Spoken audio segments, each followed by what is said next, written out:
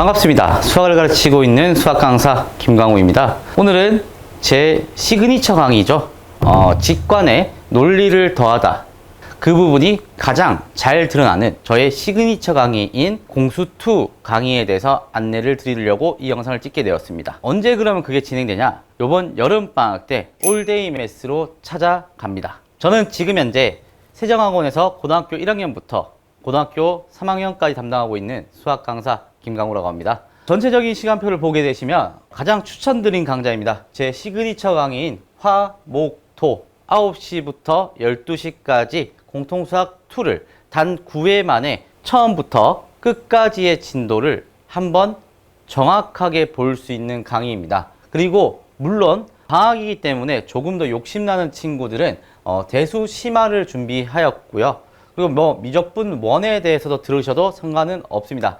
하지만 가장 추천드리는 강좌는 공수2의 강좌입니다. 그리고 2학기 때는 평일반의 요청이 많으셔서 목요일 수업을 추가로 개설할 예정입니다. 우선 우리 아이들이 보통 성적이 나오지 않는 이유에 대해서 먼저 말씀을 드리도록 하겠습니다. 성적이 안 나오는 친구들의 특징은 보통 일반적인 학원에서 진행되는 개념이 20분 진행되고요. 거기에 따른 문제풀이를 2시간 40분씩 진행하는 이 부분에 있습니다. 그럼 당장 문제만 풀어준 데 있어서 문제에 대한 풀이 해설 강의는 당연히 필요한 거 아닌가요? 그 부분을 말씀드리는 게 아닙니다. 개념에 대해서 20분 간단하게 푸는 방법을 알려주고 그걸 따라 풀고 있는 형식을 취하는 그런 부분에서 아이들은 어떻게 느끼냐면요. 물론 그 순간에서도 수학적 확장이 일어나는 친구는 확장이 됩니다. 하지만 대부분의 학생들은 그 문제를 보고 숫자는 이렇게 집어넣으면 되겠구나라고 인지를 합니다. 그렇기 때문에 모든 문제에서 숫자만 단순히 대입하는 형식을 취하게 됩니다. 그렇게 하다 보면은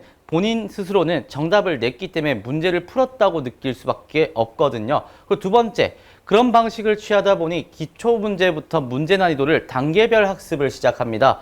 전혀 아이들이 문제에 대해서 숫자를 집어넣고 다음 단계 이렇게 하고 집어넣고 이렇게 하고 집어넣고 이것만 단순 반복만 하기 때문에 응용력 자체가 절대 있을 수가 없습니다. 그렇기 때문에 아이들은 나중에 모의고사 4점짜리 문제를 갔을 때는 풀지 못하겠어요. 너무 어려워요 라는 얘기가 나올 수밖에 없는 거죠. 그리고 그 문제들을 틀렸던 것들을 통해서 무한오답 정리를 합니다. 그 무한오답 정리를 한다는 것 자체가 정말 우리 아이들이 틀렸던 거 다시 풀고 다시 풀고 다시 풀었을 때 똑같이 문제에 대한 풀이 과정을 암기하는 거 아닐까요? 그러면 그 학생은 나중에 내신이 정말 만에 하나 잘 본다고 하더라도 모의고사 성적 나오겠습니까? 힘들다고 봅니다. 그래서 그 결과가 문제풀이를 암기 기억력 싸움으로 번지게끔 만들기 때문입니다. 많은 문제 암기 능력치를 가지고 있는 친구들은 물론 문제를 암기하더라도 점수를 잘 나올 수밖에 없어요. 하지만 대부분의 학생들은 문제에 대한 암기를 통하면 특정 부분을 배우게 되면 그 부분만 기억납니다. 그 나머지 부분들이 기억이 나지 않을 수밖에 없는 거죠. 거기에 따른 이유는 문제를 그렇게 풀어야 되는 이유가 없어서입니다. 왜 그렇게 해야 되죠? 아무런 생각 없이 문제를 풀기 때문에 그래서 기억력 자체가 짧아질 수밖에 없다는 거예요. 그럼 거기에 따른 해결 방안은 뭐냐? 방학 동안 개념 사이에 연결고리를 형성을 시켜야 됩니다. 그래서 저는 수업 시간에 순수업 3시간을 보장합니다.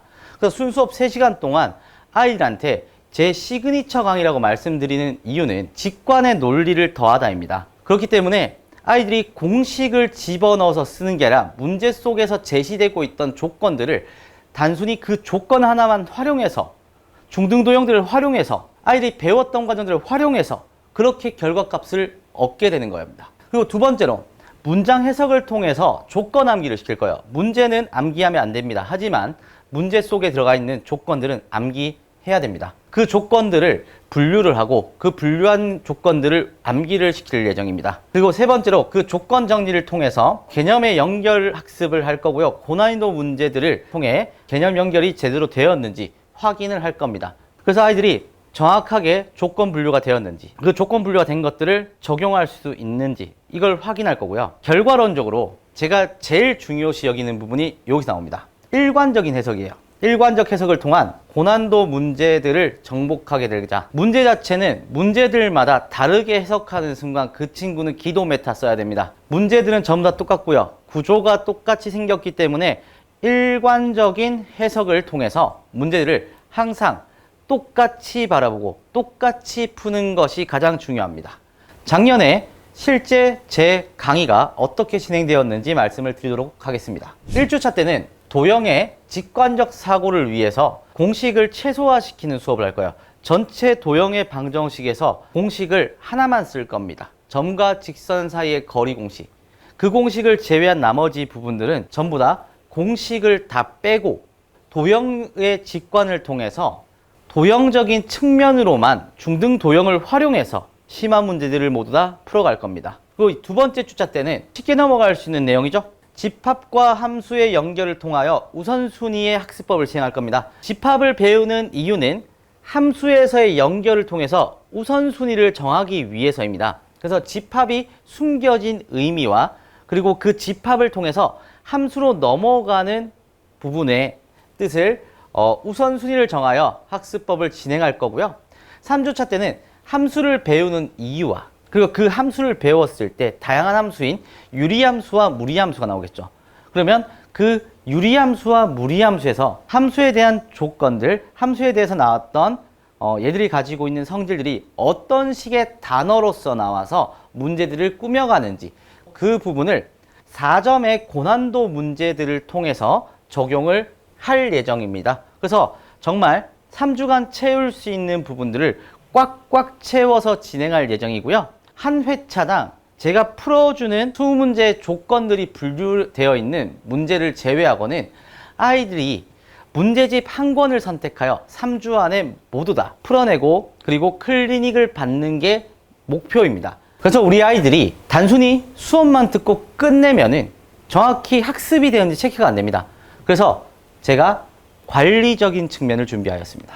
관리적인 측면에서 1주차 때는 개별 학습을 진행하고 한 명씩 그 친구가 가지고 있는 약점과 그리고 보완할 점 그리고 앞으로의 올바른 학습법까지 우선순위를 정해줄 겁니다. 그래서 우리 아이들이 정말 이 3주 동안 달라진 모습을 보여주기 위해서 그리고 달라진 모습이 보여지기 위해 제가 노력할 겁니다. 2주차 때는 이 학습법의 우선순위를 통해서 본격적인 개별 약점 과외를 시행하고 개념이 부족한 부분들을 체크를 해서 그 부분들만 따로 클리닉을 진행할 예정입니다. 3주차 때는 그 관리 전체에서의 저의 보완할 점과 그리고 보완할 점을 점검하고 우리 아이들이 어떤 식으로 이행했는지 한 명 한 명씩마다 다 만나서 이행을 체크할 거고 그 다음에 잘 실천했다면 다음 단계의 학습 조언을 얘기를 할 거고요. 조금 실천이 미흡했다라는 친구들에게는 왜 미흡했는지